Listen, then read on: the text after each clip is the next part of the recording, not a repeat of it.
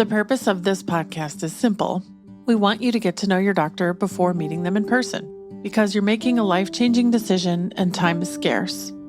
The more you can learn about who your doctor is before you meet them, the better that first meeting will be.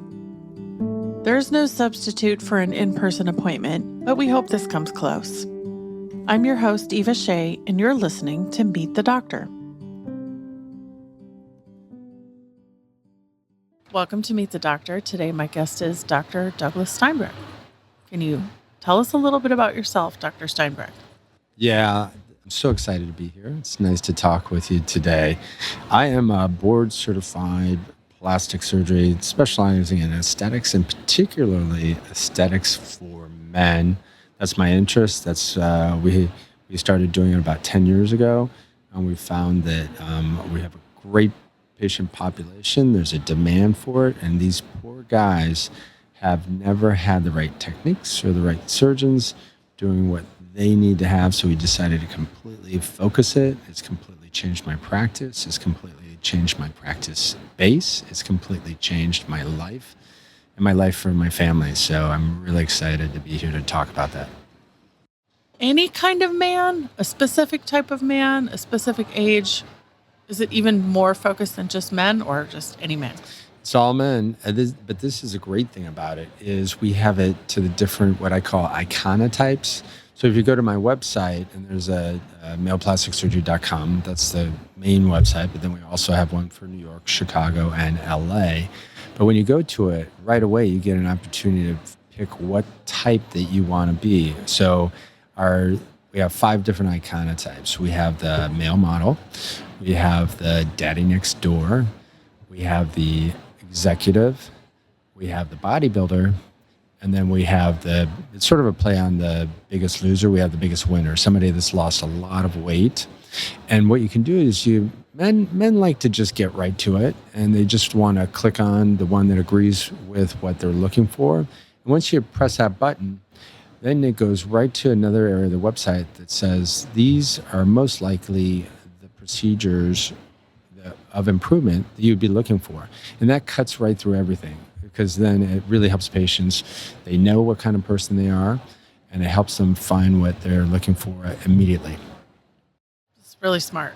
Why 3 cities? Why not just one city? What prompted you to move into three big markets? Well, we noticed, I've been in practice since 2004, and I started on Park Avenue in New York like everyone else. And I noticed that there were so many people. I thought I had great training, even wrote a textbook, but there were so many people that were doing exactly what I was doing. And I had a lot of buddies that wanted to have, a little bit of liposuction or have their abs done. And we noticed that there was a demand there, and we started doing more and more and more, and my team got really good at doing it.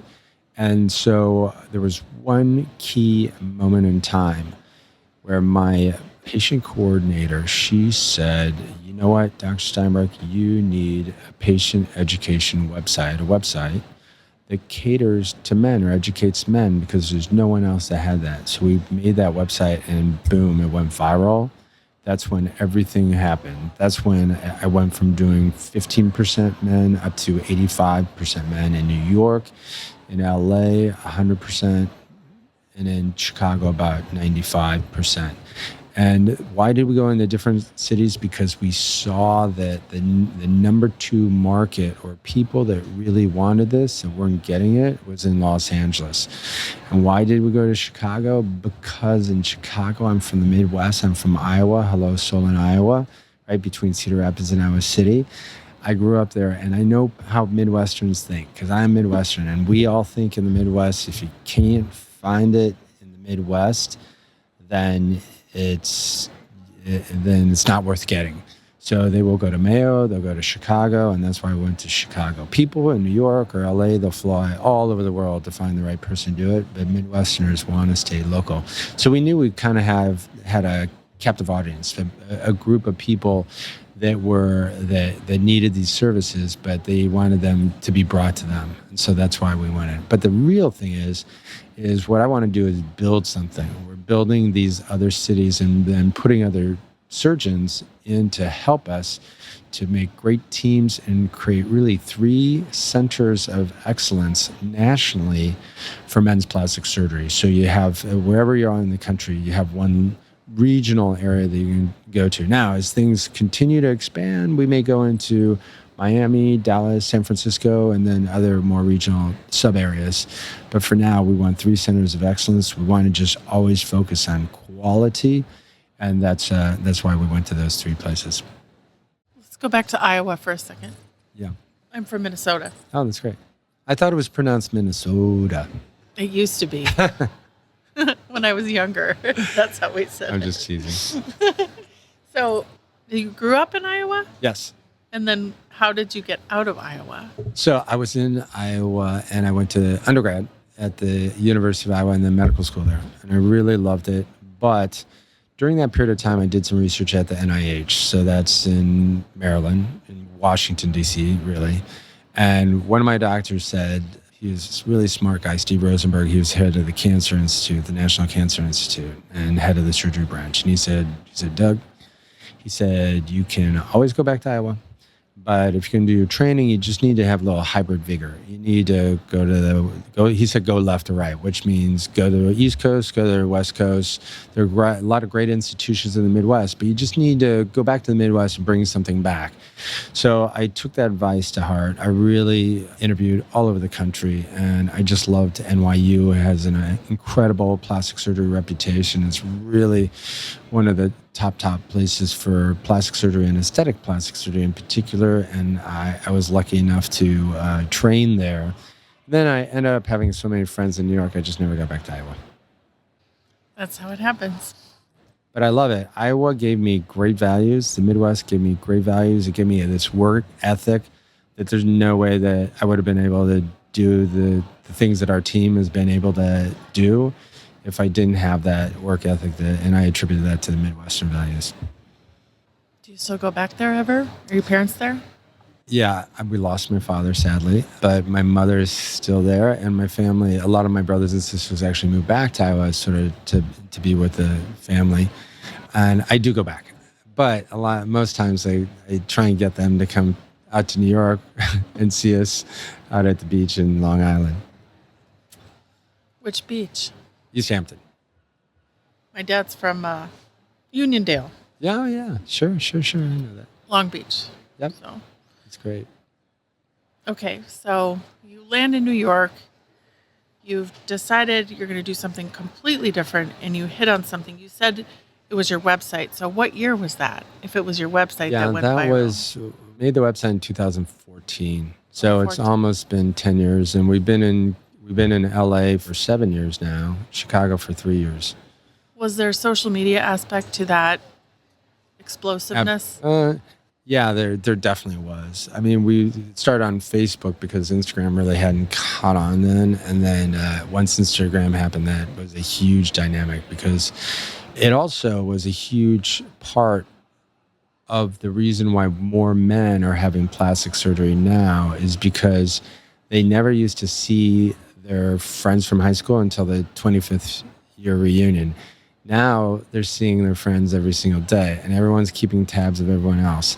And they also see a lot of different things because on Instagram, you're looking around the world, and they'd start to see guys.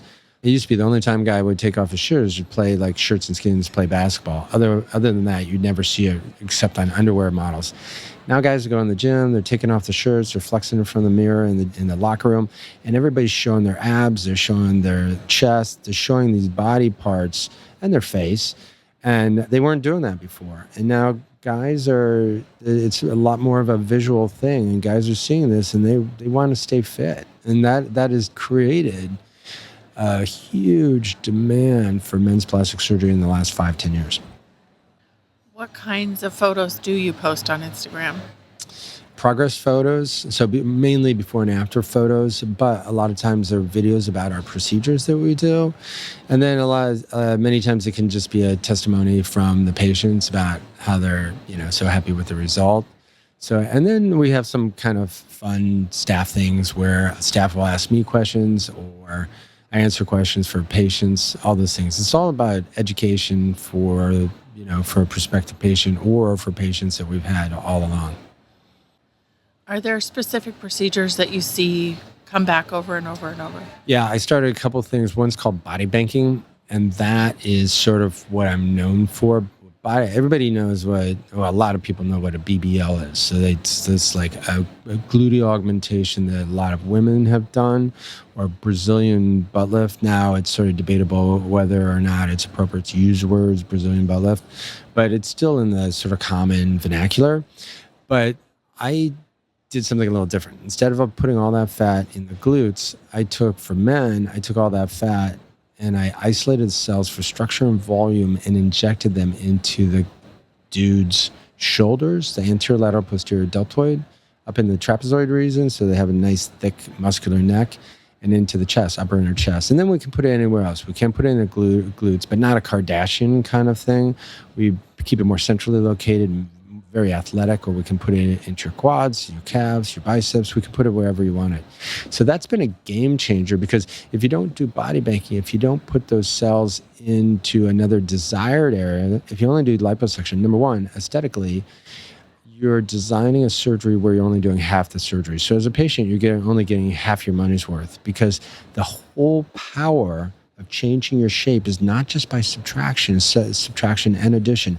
Does a artist who has a lump of clay, does he just take the clay away and put it in a bucket? No, that clay is valuable. He doesn't waste a drop of it. He takes that clay and he puts it back somewhere else. So by subtraction and addition, that artist, that sculptor, can make a more artistic, more athletic look if he's making a male. And I can do the same thing, but instead of the clay, my clay are the fat cells. And now I can do a more complete job, give superior results, versus Dr. Johnson down the street that just does liposuction, sucks out a little bit from your love handles and sends you on your way. And the other thing about this, Eva, is if you don't bank, we call it banking the fat, if you don't bank them somewhere else, then you will, guaranteed, it's not a myth, you will get rebound fat in other undesired areas. Usually it's visceral fat, inner, outer thighs, other areas. So we're setting up an insurance policy. So we say guilt-free, after a year, you go and enjoy that bread with dinner or enjoy that dessert. And you can even have a beer. And don't feel guilty about those carbs. Those carbs are making your shoulders wider. They're giving more definition and making your traps pop, but they're also not going to come back as visceral fat or I call it catch fat, compensatory adipotrophic cellular hypertrophy. All that fancy mumbo jumbo just means rebound fat, leftover fat cells that you couldn't get with the liposuction because we're not allowed to pop the cannula intra-abdominally. Oh, those fat cells are going to compensatorily get larger after surgery unless you bank the fat cells on the outside where they take up the carbohydrates that come afterwards. It really works, and that's why we're doing so much of this in 3 different cities. It seems like fat is starting to become better used in plastic surgery. There's a lot of people working on this and getting better at it all the time. I assume you're one of those people. Fat is such a power. I just gave a lecture today, and I said, all of you out there, in these days, in these times, if you're not utilizing, Neva, only once, and I just got done saying this in this lecture, only once or twice a year do I have patients that I don't put it somewhere just because they just don't get it. They refuse to believe it. They have it locked in their head. Fat equal bad. Fat need to go. Even though I tell them, you may get rebound fat, you may get catch fat. You're not going to like it. I don't care. I don't get fat gone. Fat need to leave. So unfortunately, once or twice I do, and I don't get a better result because I can't edit it back in to give them these beautiful shoulders or traps or whatever, chest. But I told people in this lecture, and I tell people in all the lectures that I give, that they're cheating their patients. They are only doing half of the case. They're only giving their patients half of the value. And all that I call it gold, because when you suck out the fat, you've probably seen on either YouTube, on my YouTube channel, Male Plastic Surgery, or on my Instagram, Male Plastic Surgery. you see when the fat comes out, it's beautiful liquid gold. So we call that gold. So you're just throwing that gold away, and you're depriving the patient of having the best result that they can have, and the best result they can have for the rest of their life. Because this is a key thing. This is another important metabolic thing that people don't think about it. All they think of is mechanical, suck out the fat, that's it. There's a whole lot of biochemistry and physiology involved. In Mother Nature, what she does, she's a little bit cruel, but she's doing it to do you a favor. When you turn 56 years old, a man, she turns down the testosterone, she turns up the estrogen because she wants to turn on those hormonal receptors that have more fat survive. That's for cavemen. We're not cavemen anymore, but that was for Grandpa. Grandpa was a caveman. In caveman times, Grandpa was 35 years old. That was Grandpa, right? Grandpa's supposed to stick around the cave, right? As when the guy goes out and he gets a deer or a bear, drags it back and cooks the food. Caveman first is going to eat that, right? He's going to give it to his wife, then the kids, so they can breastfeed the kids. The last people to get fed are the two old people over in the corner. They're 35, 40 years old, Grandma and Grandpa. But Mother Nature turned up the estrogen, so both of them are going to have a lot more fat so that they can survive the winter and babysit while the caveman runs out and catches another deer. That's all the way we're built, but we don't live in caves anymore, so we don't do that. But that's the way it's engineered. So whether you like it or not, Mother Nature's for the men, is going to turn down the testosterone, up in the estrogen. You're going to lose muscle mass. But because I've banked the fat into these desired areas, as she turns up the estrogen, I always tell my patients, when you're 60, 70 years old, your shoulders are going to get a little bit bigger, and they're going to replace the muscle loss that you suffer because of the lack of testosterone. It's also going to be the same for the traps, for the chest.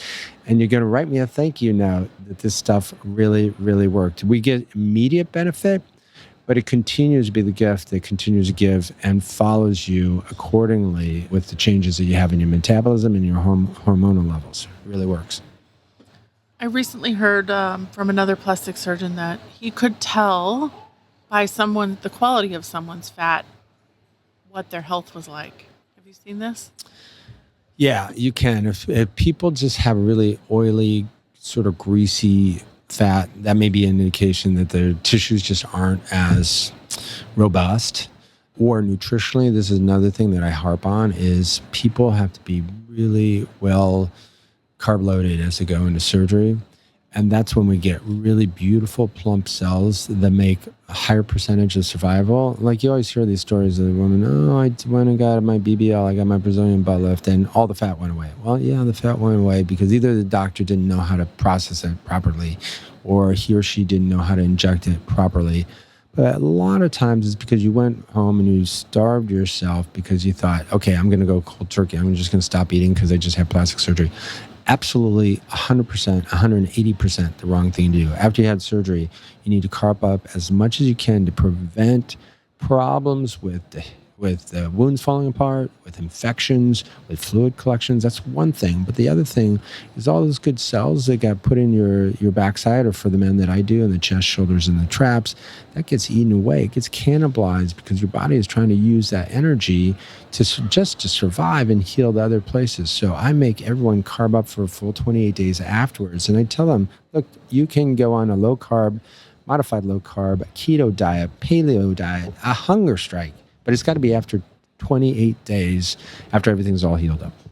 You're not telling them to overeat. You're just telling them to eat a specific way. Yeah, I'm telling them to eat a little bit over with the carbs because they're going to need your body needs so much. I tell my patients, you are running a New York marathon every single day, just sitting still, because that's how much energy that you need to be able to repair your tissues. You had liposuction. They don't realize it. They think when they had I do a torso tuck. You know, the rest of people do a tummy tuck. I do a torso tuck, which goes all the way around. That's 360 torso tuck, or 2/3 around. That's a 270 torso tuck. So when we do that, we're tucking the shirt into the pants, because guys usually have a really nice butt, good legs. But the problem is they have this muffin top. We have to tuck it in. For women, it's a lot of times they need to pull things up. For us, it's more tucking it down. But when we do this, they think that they see, and all they see is an incision. Well, guess what? Underneath the full body, we did 360, which means 360 all the way around your body. We did liposuction, which creates inflammation and even healing tissue all the way around. but you don't see it, so you don't think it's there. That takes so much energy for that to repair. So that takes a lot of nutrition. So I really get on people about being good with the carbs, and it makes a huge difference. Can you help people who are overweight with what you're doing? Absolutely. I mean, we have a lot of when people come in and they are overweight, a lot of times what we can do is we can shift around the fat that we have if they're moderately. If they're morbidly overweight, then we talk to them about, for the safety of the surgery and for the safety of anesthesia, we talk about them losing weight, and that could be 50, 100 pounds, but we do it with them. We have a weight loss specialist that can help them, and we don't lose track of them. A lot of times you go in plastic surgeon's office and like, sorry, you're too big and you're just not a candidate. So go home and lose the weight and then try coming back in a couple of years. We don't do that. We develop a plan, and because that also gives them hope. So we treat you just like you'd be ready for surgery. We give you a plan as a goal, and we give you what's called our Bodybanking roadmap. We have a color chart of all the places we're sucking out and all the places you want to put it in. So you get to design with our people your unique, tailored result. And you may be 100 pounds overweight, but we're going to do that with you because you had a consultation with us, and that's what we're here to deliver with you. And also, when we give that piece of paper to you, we're going to give it to you, and we're going to have you put it on your refrigerator, and you use that as a goal. And we tell people, we'll give them some of our before and after photos of people that have lost the weight. And then we've done body banking. I don't want them to lose it all because I like to use that fat and put it in good places. So don't lose it all. But they get down to once to a point of safety. And I've had some people that I had one guy that never went to the gym. And I took out all the fat, and he's probably like, 30 pounds overweight, but it was still within the range of being safe to do surgery.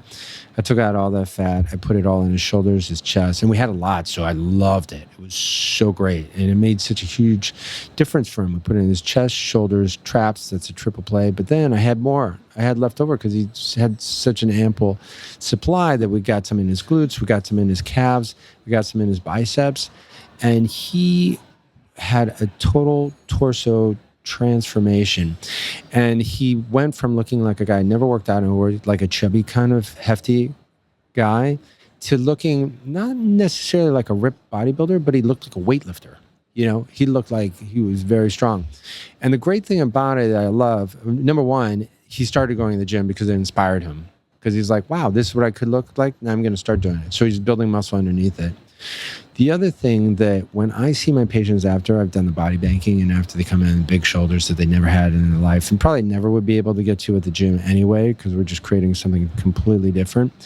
They come in and you say, hey, how you doing? And I'll say, John, you look awesome. You look just really fantastic. And they'll look at me and they'll kind of smile and kind of sniff. And they'll say, gee whiz, thanks a lot, doc.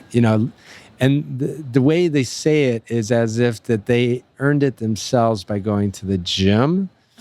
And it's never like, thanks, doc. I really appreciate what you've done. But it's the best compliment for me because it makes me realize that they don't feel like this is foreign. They feel like this is part of them. And they're so convinced that it's part of them is that they kind of a lot of times feel like they did it on themselves. Did it for themselves. And then we have some guys that they get inspired with it and then they get really into fitness and it changes their lives. They stop smoking and they say, you know what, I want to thank you for not just changing my appearance, but changing my life. And once you do that, then the tear starts to go down my eye because that's what we're in this to feed my family, feed my son. But it's more than that. You don't. It's just not a transactional thing. You want to change people's lives, and when I get that, that's what gets me really excited. It's been tremendous hearing about your different approach, and I find it very interesting and exciting, and I thank you for sharing it with us today. If someone is interested in reaching out to you or learning more about what you're doing, where should they go? They should go to our Instagram, which is male+plastic+surgery, and then they can just DM us and we'll get right back to you. Or you can go to male+plastic+surgery.com, or if you're in Chicago, New York, or LA, it's male+plastic+surgerynewyork.com, male+plastic+surgerychicago.com, and guess what? male+plastic+surgeryla.com. Thank you, Dr. Steinbrech. Absolutely. Thanks, Eva. So nice. If you're considering making an appointment or are on your way to meet this doctor, be sure to let them know you heard them on the Meet the Doctor podcast. Check the show notes for links, including the doctor's website and Instagram, to learn more. Are you a doctor or do you know a doctor who'd like to be on the Meet the Doctor podcast? Book your free recording session at meetthedoctorpodcast.com. Meet the Doctor is made with love in Austin, Texas, and is a production of The Axis, TheAxis.io.